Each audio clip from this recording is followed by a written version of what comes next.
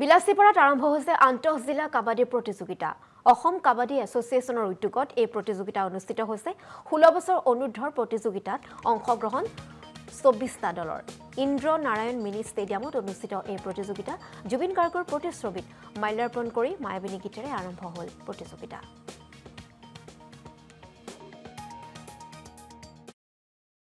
আমাৰ হিয়াৰ আমঠু আমাৰ শ্ৰদ্ধা জুবিন গাৰ্গৰ সোঁৱৰণত আজি আমাৰ অসম কাবাডী সন্থাৰ তত্বাৱধানত আৰু চাপৰ বিলাসীপাৰা কাবাডী সন্থাৰ সহযোগত আজি 15তম সাব জুনিয়ৰ আমাৰ সদৌ অসম কাবাডী প্ৰতিযোগিতা ইয়াত আমাৰ INA ষ্টেডিয়ামত অনুষ্ঠিত হৈছে।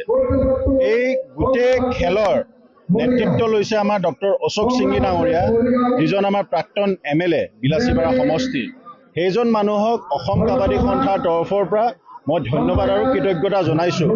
মূলতঃ ইয়াত অলমষ্ট প্ৰায় 400 খেলুৱৈৰ এক সমাগম হৈছে, য'ত 26টা দলতকৈ অধিক ইয়াত অংশগ্ৰহণ কৰিছে। মই ভাবোঁ যে দুইদিনীয়া যি আমাৰ যাত্ৰা, সেই দুইদিনীয়া যাত্ৰাটো খুব সফলে আমাৰ সমাপ্তিৰ দিশত আগবাঢ়িব আৰু এই খেলৰ পৰা আমাৰ অহা 27 নৱেম্বৰৰ পৰা যি আমাৰ নেশ্যনেল সাব জুনিয়ৰ যি হাৰিয়ানাত অনুষ্ঠিত হ'ব, ইয়াৰে চিলেকশ্যন পাই অসম দলটো ইয়াৰ পৰাই গঠন হ'ব। তাৰ বাবে মই সকলোকে শুভেচ্ছা জনাইছোঁ আৰু অসম দল যাতে খুব মজবুত এটা অসম দল গঠন হওক, তাৰ বাবে মই সকলোকে আহ্বান জনাইছোঁ। বিলাসীপাৰাত আৰম্ভ হৈছে আন্তঃজিলা কাবাডী প্ৰতিযোগিতা। অসম কাবাডী এছ'চিয়েশ্যনৰ উদ্যোগত এই প্ৰতিযোগিতা অনুষ্ঠিত হৈছে।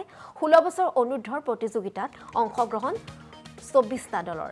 ইন্দ্ৰ নাৰায়ণ মিনি ষ্টেডিয়ামত অনুষ্ঠিত এই প্ৰতিযোগিতা জুবিন গাৰ্গৰ প্ৰতিচ্ছবিত মাল্যাৰ্পণ কৰি মায়াবিনী গীতেৰে আৰম্ভ হ'ল প্ৰতিযোগিতা।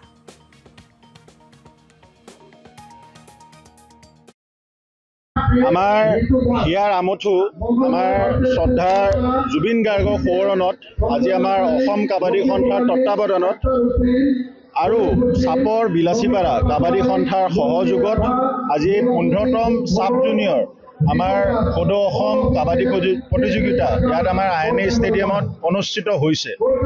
এই গোটেই খেলৰ নেতৃত্ব লৈছে আমাৰ ডক্টৰ অশোক সিংগী ডাঙৰীয়া, যিজন আমাৰ প্ৰাক্তন MLA বিলাসীপাৰা সমষ্টি। সেইজন মানুহক অসম কাবাডী সন্থাৰ তৰফৰ পৰা মই ধন্যবাদ আৰু কৃতজ্ঞতা জনাইছোঁ। মূলতঃ ইয়াত অলমষ্ট প্ৰায় 400 খেলুৱৈৰ এক সমাগম হৈছে, য'ত 26টা দলতকৈ অধিক ইয়াত অংশগ্ৰহণ কৰিছে। মই ভাবোঁ যে দুইদিনীয়া যি আমাৰ যাত্ৰা, সেই দুইদিনীয়া যাত্ৰাটো খুব সফলে আমাৰ সমাপ্তিৰ দিশত আগবাঢ়িব আৰু এই খেলৰ পৰা আমাৰ অহা 27 নৱেম্বৰৰ পৰা যি আমাৰ নেশ্যনেল সাব জুনিয়ৰ যি হাৰিয়ানাত অনুষ্ঠিত হ'ব, ইয়াৰে চিলেকশ্যন পাই অসম দলটো ইয়াৰ পৰাই গঠন হ'ব। তাৰ বাবে মই সকলোকে শুভেচ্ছা জনাইছোঁ আৰু অসম দল যাতে খুব মজবুত এটা অসম দল গঠন হওক, তাৰ বাবে মই সকলোকে আহ্বান জনাইছোঁ।